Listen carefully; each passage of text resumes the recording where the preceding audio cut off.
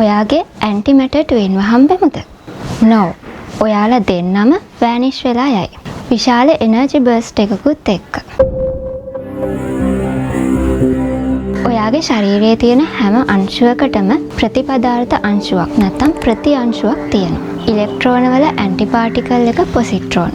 සමාන ස්කන්ධයක් වගේම ප්‍රතිවිරුද්ධ ආරෝපණයක් තියෙනවා. ප්‍රෝටෝන වල ඇන්ටිපාටිකල් එක ඇන්ටිප්‍රෝටෝන. ඉතින් මේ විදියට හැම පාටිකල් එකටම ඇන්ටිපාටිකල් එකක් තියෙනවා. පාටිකල් එකක් සහ යාගේ ඇන්ටිපාටිකල් එක හම්බුනොත් ඒ දෙක ඇනයිලේට් වෙලා ශක්තිය බවට පරිවර්තනය වෙනවා. ඒ කියන්නේ සම්පූර්ණයෙන්ම විනාශ වෙලා නැති වෙලා ශක්තිය බවට පරිවර්තනය වෙනවා. ඒ ශක්ති ප්‍රමාණය E = mc වර්ගයෙන් අපිට හොයාගන්න පුළුවන්. උදාහරණයක් ඉලෙක්ට්‍රෝනයක් සහ පොසිට්‍රෝනයක් ඇනයිලේට් වෙලා ගැමා ෆෝටෝන් දෙකක් බිහි වෙනවා. පාටිකල් සහ ඇන්ටිපාටිකල් ග්‍රෑම් එකකින් කුඩා නියුක්ලියර් බෝම්බ් එකක ශක්තිය නිකුත් වෙනවා. මේ පාටිකල් සහ ඇන්ටිපාටිකල් එකතු වෙලා විශාල එනර්ජි ප්‍රමාණයක් හැදෙනවා වගේම අනිත් පැත්තට මේ පාටිකල් සහ ඇන්ටිපාටිකල් නිර්මාණය කරන්න විශාල එනර්ජි ප්‍රමාණයක් ඕන වෙනවා.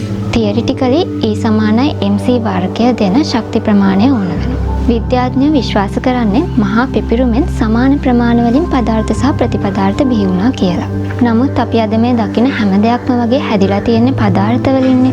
එතකොට මේ හැම දෙයකම ප්‍රතිපදාර්ථ වලට මොකද උනේ? මේක භෞතික විද්‍යාවේ තාමත් නොවිසඳුණු අභිරහස් වලින් එකක්. CERN වගේ ලැබ් වල ප්‍රතිපදාර්ථ හදලා බලලා තියෙනවා. හැබැයි මේවා මැග්නටික් ෆීල්ඩ් වල තියලා තියෙන්නේ. නැත්තම් පාටිකල් එකක් එක්ක පොඩිම හරි ඉන්ටරැක්ෂන් එකක් වුණොත් ක්ෂණිකව ඇනයිලේට් වෙනවා. ඉතින් ලැබ් එකකදී ප්‍රැක්ටිකලි මේවා නිර්මාණය කරද්දි කරන්නේ හයි ස්පීඩ් එකකින් පාටිකල් එකිනෙක ගැටෙන්න සලස්වනවා. මේ වගේ ස්පීඩ් එකක් පාටිකල් වලට දෙන්න ගොඩක් ලොකු එනර්ජි එකක් වැය වෙනවා. ඉතින් ඒ වගේ විශාල ශක්ති ප්‍රමාණයක් මගින් අපිට පුළුවන් වෙන්නේ ඉතා කුඩා ප්‍රමාණ වලින් ඇන්ටිපාටිකල් ගොඩනගා ගන්න. මේ නිසාම පෘථිවියේ තියෙන most expensive දේ විදියට සැලකෙන්නේ ඇන්ටිමැටර්. ඇන්ටිමැටර් 1 ග්‍රෑම් එකක් ඩොලර් ට්‍රිලියන 60කටත් වඩා වැඩි වෙනවා. තව දෙයක්. සයන්ටිස්ලා තාමත් හරියටම ස්ටඩි කරලා ඉවර නැති දෙයක් තමයි මේ ඇන්ටිමැටර් ගුරුත්වය යටතේ හැසිරෙන විදිය. ඔයාලට හිතෙන්නේ මොකද්ද? මේවා සාමාන්‍ය පදාර්ථ වගේ පහළට වැටෙයිද? නැත්නම් උඩට වැටෙයිද? මේකට 2023 පටන් ගත්ත තාමත් ongoing research එකක් තියෙනවා. CERN Alpha G experiment එක. මේ පරීක්ෂණයේදී ඇන්ටි හයිඩ්‍රජන් පරමාණු පෘථිවි ගුරුත්ව ශේෂය යටතේ හැසිරෙන විදිය අධ්‍යයනය කරලා තියෙනවා. ඉතින් යාලා නිරීක්ෂණය කරලා තියෙන්නේ මේ ඇන්ටි හයිඩ්‍රජන් පරමාණු වලින් 80%ක් විතර සාමාන්‍ය විදියට පහළට වැටෙනවා.